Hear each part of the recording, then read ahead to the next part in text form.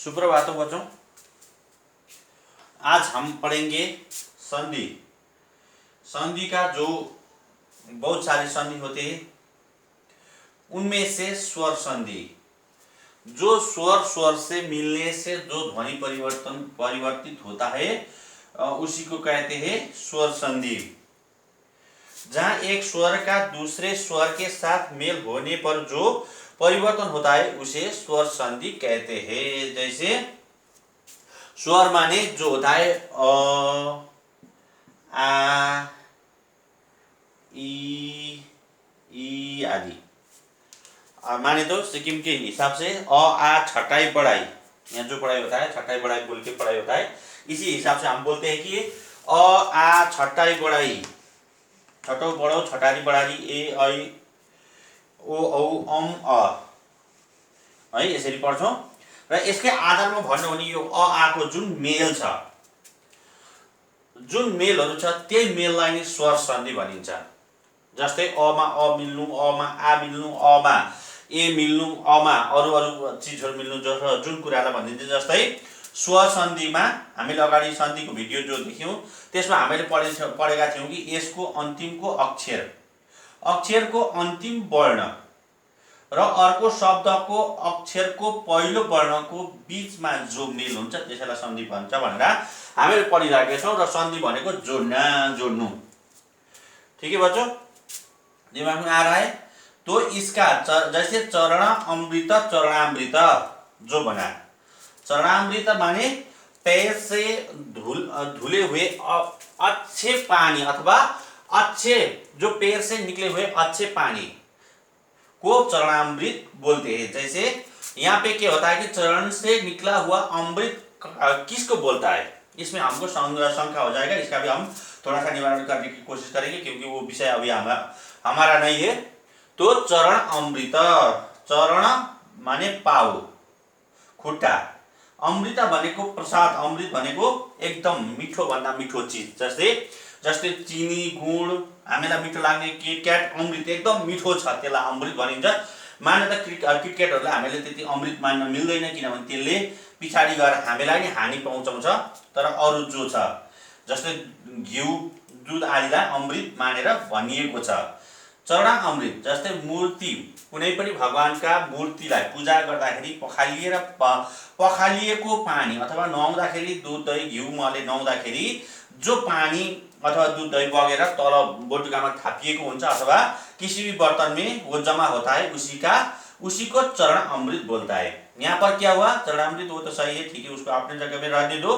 तो चरण ये ण जो है, ण के पीछे में अ बैठा हुआ है और ये अ, और इस अ जो अमृत का आगे का अ जो है, यहाँ भी आया एक अ, इसको हम जोड़कर क्या बन गया, यहाँ पे आ बन गया। तो इस दोनों का ये और ये दो मिलने से आ बन गए। ठीक है, चरण, इसलिए इसके ये मिलने के कारण चरणामृत बन गया।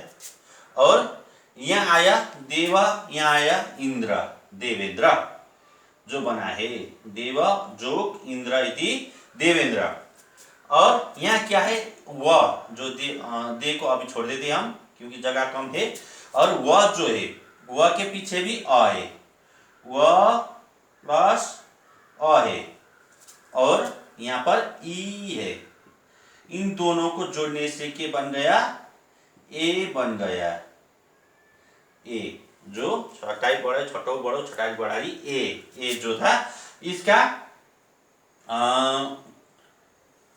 इसका चित्र जो है, जो ये हम किसी व्यंजन में प्रयोग करते हैं तो ऊपर से ऐसे देकर प्रयोग करते हैं, जो वो ए के ऊपर में बैठा हुआ ए है, इसको चिन्ह कहते हैं। ये ऊपर बैठा हुआ जो है चिन्ह है, अथवा इसको मान लिए ब्रैकेट में हम डालें तो ऐसा बनता है, ऐसे ऊपर में बैठा हुआ चिन्ह बनता है। तो यहाँ देव के पीछे के अ और इंद्र के आगे के ई मिलाकर देवेंद्र बन गया। क्यों जुड़ जाता है, ये क्या है, क्यों जुड़ना जरूरी क्यों है? तो अलग अलग शब्द है, फिर भी जुड़ने से जो हमारा प्रोनाउंसिएशन अथवा उच्चारण करने में जो सुलभ होते हैं उसी के हिसाब से हम बोलते हैं। जो सुलभ हो इसी का हम प्रयोग करते हैं, इसीलिए इन दोनों का जोड़ हुआ। तो क्या दूसरा हमारा तुम्हारा में जोड़ क्यों नहीं है? जोड़ तो है पर वहाँ वर्णों का जोड़ है। यहाँ तो दो अलग अलग शब्द है। देव बोलने से भी एक शब्द बन जाता है और इंद्र बोलने से भी एक शब्द बन जाता है। ये अलग अलग शब्द है। इसको जोड़ने से, जैसे चरणा अमृत जो था चरणा अमृत, इसको भी चरण भी एक अलग चीज है। चरण माने पाऊ, अमृत बने को प्रसाद जो एकदम मीठा होता है उसको अमृत बोलते हैं। अमृत सुधा भी बोलते हैं। बहुत सारे हैं अमृत का शब्द हमें मिलते हैं। और तीसरे में आया भानु उदय।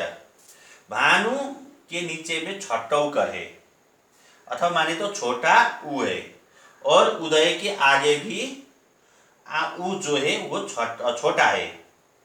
और ये भानु का छोटा ऊ माने दंते न जोक छठौ प्लस ऊ, इसके आगे का छोड़ देंगे ऊ जो होता है दंते न जोक ऊ और उदय का छठौ, ये जोड़कर क्या हुआ?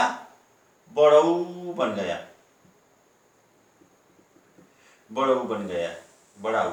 ऊ माने इसका उच्चारण जो छोटा होता है उसका ऊ होता है, तो बड़ऊ जो होता है जो बड़ा ऊ होता है, अथवा छोटा दो ऊ मिलकर जो बने हैं यहाँ पर उसका उच्चारण होता है ऊ, थोड़ा लंबा हो जाता है। जितने छठौ बोलते हैं उसके डबल हम बड़ा ऊ, जो बड़ा ऊ है उसको बोल लेते हैं। इसको दोनों को मिलाकर बड़ाऊ बन गया, तो इसका चिन्ह हुआ ऐसे वाला। पहले तो ये था, देखिए बच्चों, पहले तो ऊ छठौ का था, बाद में बन गया बड़ाऊ। दो छठौ मिलने से क्या बन जाता है? बड़ाऊ बन जाता है। और ये भानु का मतलब होता है घाम, सूरज, और उदय का मतलब होता है निकलना। समझ में आ रहा है? ये इसको ही स्वर संधि कहते हैं। जो स्वरों का मेल होता है उसी को स्वर। यहाँ भी अ और अ मिलने से चरणामृत में अ और अ मिलने से अमृत बन गया, चरणामृत बन गया। और यहाँ व का अ और इंद्र का ई मिलने से ए गुण हो गया, ए हो गया और देवेंद्र बन गया। ऐसे ही न भानु का नु, ऊ छठौकर, और उदय का ऊ उगना, उदय होना अथवा सनसाइन होना।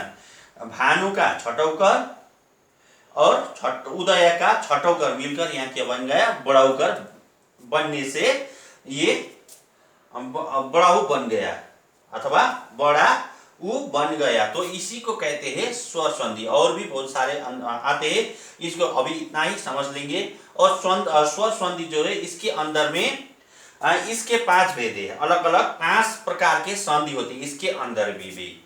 जैसे एक होता है दीर्घ संधि, 2 गुण संधि, 3 वृद्धि संधि, 4 यण संधि, और 5 में है अयादि संधि। ठीक है बच्चों, तो आज हम इसके अंदर स्वर संधि के अंदर का जो दीर्घ संधि है उस विषय में चर्चा करेंगे।